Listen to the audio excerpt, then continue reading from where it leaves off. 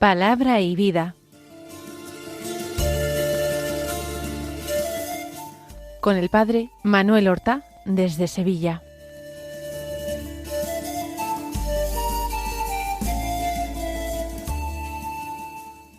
En el nombre del Padre, y del Hijo, y del Espíritu Santo.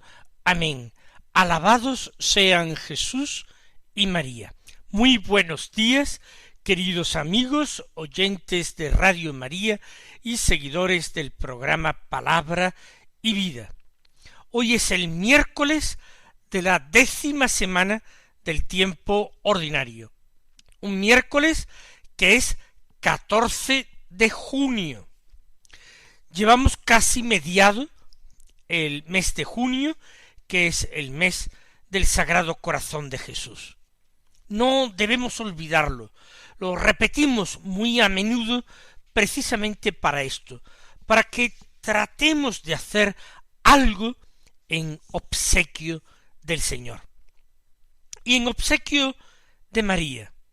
Recordemos cómo María está al pie de la cruz, y la contemplación del crucificado, con su costado abierto por la lanza del soldado, que abre camino directo a su corazón como fuente de agua viva, fuente de esperanza, fuente de Espíritu Santo, es ella, junto con el discípulo amado, la primera testigo de aquel acontecimiento. Vamos nosotros entonces a escuchar la palabra de Dios como el mejor homenaje, la mejor respuesta al amor inconmensurable del corazón de Cristo, como el tributo más rendido a Nuestra Señora del Sagrado Corazón de Jesús, Nuestra Señora del corazón hondo que acogía todas las palabras y los acontecimientos de la vida de su Hijo para meditarlos allí en su corazón. Continuamos con la lectura y la meditación del Evangelio de San Mateo, en el Sermón de la Montaña, en el capítulo 5, del que hoy tomamos los versículos 17 al 19, que dicen así: En aquel tiempo dijo Jesús a sus discípulos: No creáis que he venido a abolir la ley y los profetas. No he venido a abolir, sino a dar plenitud. En verdad os digo que antes pasarán el cielo y la tierra que deje de cumplirse hasta la última letra o tilde de la ley. El que se salte uno solo de los preceptos menos importantes y se lo enseñe así a los hombres, será el menos importante en el reino de los cielos. Pero quien los cumpla y enseñe, será grande en el reino de los cielos. Vamos entonces con las enseñanzas de este breve texto. No son muchas, ni son particularmente complicadas, pero son enseñanzas muy sustanciosas, enseñanzas que tienen para nosotros una validez eterna. En primer lugar, la afirmación de Jesús. No se os ocurra, no penséis siquiera que he venido a abolir la ley y los profetas. ¿Qué significa abolir? Dejar sin efecto. Considerar que algo es ya definitivamente caduco, que algo no obedece ya a las necesidades o a las exigencias de las personas que tienen que observarlo. La ley y los profetas, nosotros las conservamos en la Biblia. Para nosotros son palabra de Dios, una palabra que no puede pasar jamás. La enseñanza de Jesucristo no viene a declarar inválida o inútil toda la revelación de Dios a los antiguos, en el Antiguo Testamento. de ninguna manera.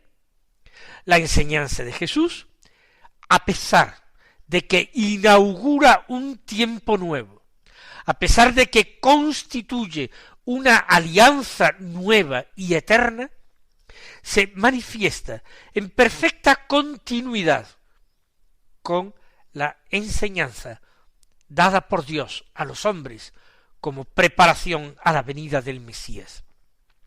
Por eso no es abolida, sino llevada a plenitud. Hay una continuidad, hay una secuencia armónica de revelación de Dios a los hombres. Y se consideró en la primitiva iglesia una herejía, la de quienes enseñaron o afirmaron que el cristiano puede prescindir de la ley y los profetas, que el cristiano puede quedarse con los escritos cristianos de los apóstoles y evangelistas. Eso es herejía. ¿Por qué? Porque el Señor Jesús no ha venido a abolir la ley y los profetas, sino a llevarlas a plenitud, mostrando hasta qué punto esa ley y ese mensaje de los profetas eran no solamente santos, porque venían de Dios, sino que además eran particularmente oportunos para enseñar y para disponer el corazón de los hombres a la nueva alianza que Dios les ofrecería un día. Así pues, nosotros oramos y nosotros rezamos con el Antiguo Testamento hoy, y encontramos en él maravillas, y encontramos que nos habla de Cristo en cada uno de sus libros, y que el Señor Jesús se asoma entre las páginas del libro santo de la ley y de los profetas. El Señor se asoma y muestra figuras de él en eso que llamamos Antiguo Testamento, Antigua Alianza. Segunda enseñanza: antes pasarán el cielo y la tierra que deje de cumplirse hasta la última letra o tilde de la ley. Hasta que deje de cumplirse. Evidentemente, la profecía se cumple, se realiza. Habrá otros textos de la ley que no tienen que cumplirse, sino que eran para ser cumplidos en el término de su vigencia. Los textos legales del Antiguo Testamento seguían siendo válidos para los cristianos de tradición judía que habían sido educados en el judaísmo. Pero para los cristianos que procedían de la gentilidad, del paganismo, no era necesario observar todos los pequeños mandamientos de la ley. Era preciso aceptar la ley en su conjunto, por supuesto el Decálogo, pero todos esos libros que para un buen israelita constituyen la ley, la Torá, el Pentateuco, que abre nuestras Biblias. Las figuras de Abraham y de los patriarcas conservan su plena vigencia, porque Abraham es padre de los creyentes, y en Abraham nosotros, también los cristianos del siglo XXI, recibimos una bendición, porque las promesas de Dios se han de cumplir. Esto es lo que nos dice el texto, que pasarán antes el cielo y la tierra que deje de cumplirse hasta la última letra de la ley. En el Antiguo Testamento, todas las naciones se bendecirán en Abraham por lo que Abraham ha hecho, no reservarse a su hijo único, antes por la obediencia de la fe, haber sido capaz incluso de levantar la mano contra él. Por haber hecho esto, le había prometido Dios: todas las generaciones serán benditas en ti. Así pues, no deja de cumplirse hasta la última letra o tilde de la ley, porque la palabra de Dios no pasa jamás. Pero ahora viene la tercera enseñanza, que quizás pueda ser la que a nosotros, cristianos que no procedemos del judaísmo y somos del siglo XXI, nos pueda parecer más extraña. Jesús dice que el que se salte uno solo de los preceptos menos importantes de la ley y lo enseñe así a los hombres, será el menos importante en el reino de los cielos. Jesús, en el Sermón de la Montaña, se está dirigiendo a hijos de Abraham, a miembros del pueblo elegido de Dios, que es el pueblo de Israel. Ellos han recibido esa ley con preceptos fundamentales, importantísimos, imprescriptibles, y otros preceptos más circunstanciales. Ellos, los judíos que han creído en Jesús como Mesías, deben seguir cumpliendo esa ley, sabiendo que no es la ley la que los justifica a ellos, sino que es su fe en Cristo Jesús, el Salvador de los hombres, el Mesías de Israel. Por tanto, saltarse un precepto o enseñarlo así a los hombres, se refiere a los hombres de Israel, no a los paganos. Ese será el menos importante en el reino de los cielos. ¿Por qué?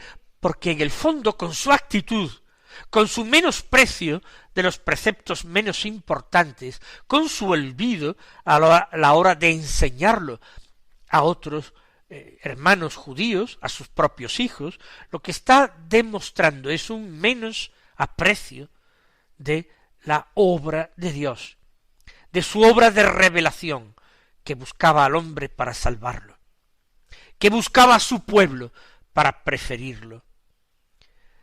Así pues, hay que amar la obra de Dios hasta en sus más ínfimos detalles. Quien los cumpla, de Israel, por supuesto, y los enseñe a sus hijos en Israel, por supuesto, ese será grande en el reino de los cielos. ¿Por qué? Porque presta su fe a Dios, a un Dios que no se puede equivocar, que no ha querido equivocarse ni confundir a los hombres, a un Dios que ha buscado la salvación de los hombres y en continuidad con esta enseñanza nos ha entregado a su Hijo único, Jesucristo.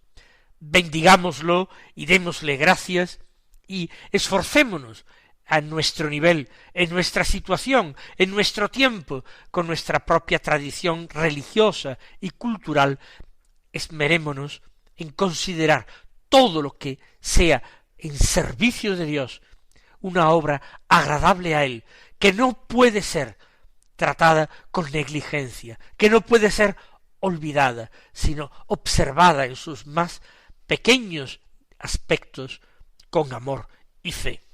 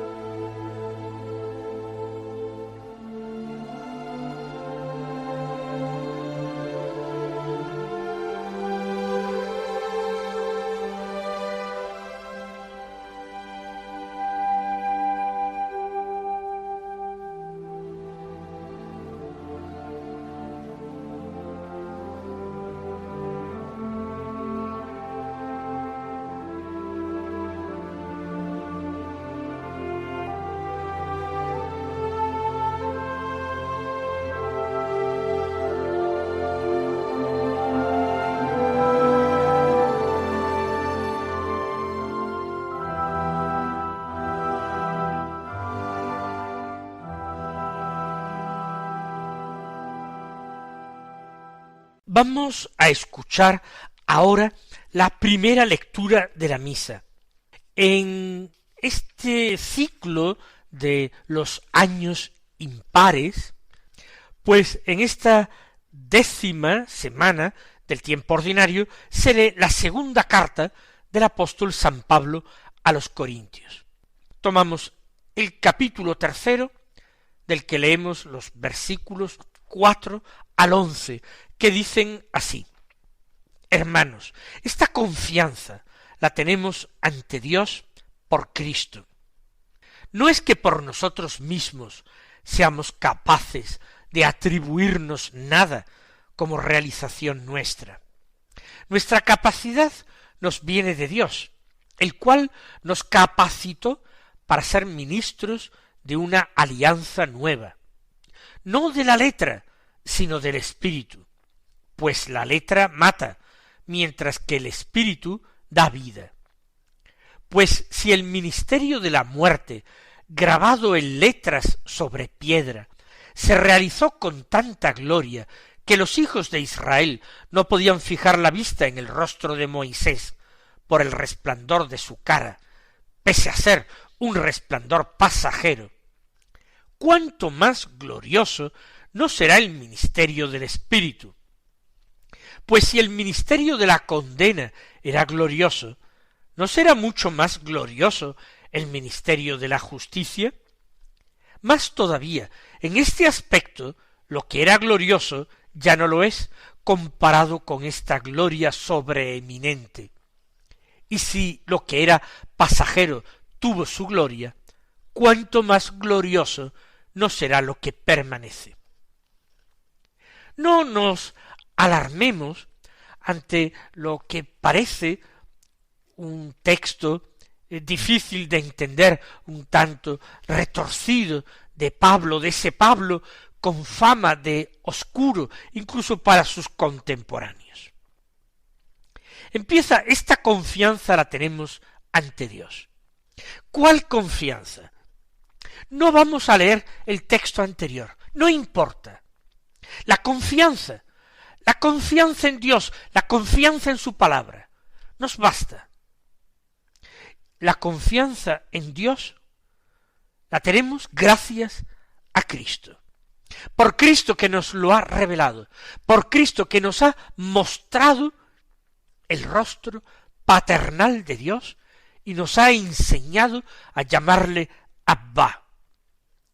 Cristo nos inunda de confianza, porque Él ha venido para salvarnos. No ha venido Cristo Jesús con un ministerio de juicio y de condenación. Ha venido con un ministerio de misericordia y de salvación, ofreciendo una salvación gratuita a los hombres pecadores, para que aceptándola lleguen al conocimiento de Dios, al conocimiento de la verdad y se salven. Esta confianza la tenemos por Cristo. Pero añade, no es que por nosotros mismos seamos capaces de atribuirnos nada como realización nuestra. Hay que dejar esa actitud de excesiva confianza, excesiva satisfacción en uno mismo. Hay que dejar esa autoestima tan brutal y monstruosa. No podemos atribuirnos nada a nosotros mismos como realización propia. Nos dice Pablo, sin entrar en detalles en qué tipo de cosas no nos podemos atribuir. No nos podemos atribuir las obras meritorias, no nos podemos atribuir las virtudes que Dios permite que crezcan en nuestra alma. No es que por nosotros mismos que seamos capaces de atribuirnos nada como algo propio. Esa capacidad nos viene de Dios, el cual nos capacitó para ser ministros de una alianza nueva. Así nos llama a nosotros los cristianos como miembros de un pueblo sacerdotal, de un pueblo que ha recibido de Dios la gracia del sacerdocio bautismal o sacerdocio común de los fieles. Nos capacitó para ser ministros de una alianza nueva. Esa alianza nueva no está hecha de letras, letra que al final termina dando muerte, matando. La letra mata, sino que es la alianza nueva, una alianza de espíritu. ¿Por qué? Porque el espíritu da vida. El ministerio de la antigua alianza era ministerio de muerte, porque la ley nos llevaba a juicio y la ley terminaba condenándonos. Pues bien, en ese ministerio de la antigua alianza, que era ministerio de muerte, Moisés, por ejemplo, cuando volvía de hablar con Dios en el tabernáculo del encuentro, en esa tienda de la reunión, su piel, la piel de su rostro, resplandecía luminosa hasta el punto de que los israelitas no se atrevían a mirar su rostro y Moisés los cubría. Este ejemplo toma Pablo y dice, si ese ministerio, que era ministerio de la muerte, porque la ley conducía a la muerte, la letra mata, y la ley estaba grabada en tablas de piedra, se realizó con tanta gloria que ni siquiera se podía ver el rostro de Moisés, y eso que era un resplandor pasajero, pues ¿cómo no será mucho más glorioso el ministerio nuevo, el ministerio de la vida, el ministerio del Espíritu, el ministerio de la nueva alianza? El ministerio de la condena y de la muerte era glorioso, pues muchísimo más glorioso será el ministerio de la santidad, de la justicia, de la salvación. Insiste Pablo más todavía. En este aspecto, dice, lo que era glorioso ya no lo es comparado con esta gloria sobreeminente. Lo que hay ahora es mucho mejor. La alianza nueva y eterna es la culminación de todas las aspiraciones de los hombres que han sido amigos de Dios a lo largo de toda la historia.